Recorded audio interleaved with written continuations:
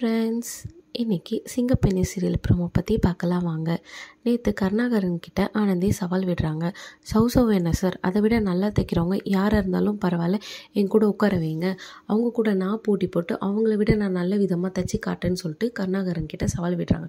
ஒருவேளை இந்த சவாலில் நான் தோத்துட்டேன்னா இந்த கம்பெனியில் வேலை செய்கிற வரைக்கும் நான் மிஷின்லேயே நீங்கள் உட்கார வைக்க தேவையில்லை, யார் சொன்னாலும் நான் உட்கார மாட்டேன்ற மாதிரி சவால் விடுறாங்க.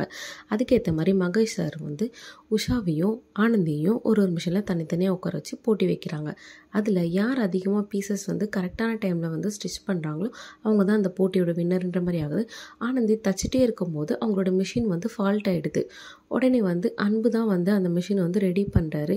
ஆனந்தி இதை போட்டியாக பார்க்காத, இது உன்னோட வாழ்க்கை, இது உன்னோட லட்சியம், அது மாதிரி பார்த்து நீ உன்னோட லட்சியத்தில் கவனம் செலுத்துன்ற மாதிரி சொல்கிறார். அப்போ தான் உன்னால் இந்த போட்டியில் வின் பண்ண முடியுன்ற மாதிரி சொல்கிறாரு. ஆனந்தி பார்த்திங்கன்னா உஷாவோட அதிகமாக பீஸ் தைக்க ஆரம்பிக்கிறாங்க. ரொம்ப வேகமாக தைக்கிறத பார்த்து ருத்ராவும் கருணாகரனும் ஷாக் ஆகிறாங்க. ருத்ரா கருணாகரன் கிட்ட சொல்கிறாங்க, ஆனந்தி ரொம்ப உஷாவோட வேகமாக தைக்கிற மாதிரி இருக்குதே அப்படின்னு சொல்லிட்டு. உடனே கருணாகரன் நக்கலாக பதில் சொல்கிறாரு, என்ன தான் ஆனந்தி அப்படி தெரிச்சாலும் ஆனந்தியால் உஷாவை பீட் பண்ண முடியாது, உஷா தான் இந்த போட்டியில் கண்டிப்பாக வின் பண்ணுவா அப்படின்ற மாதிரி சொல்கிறாரு.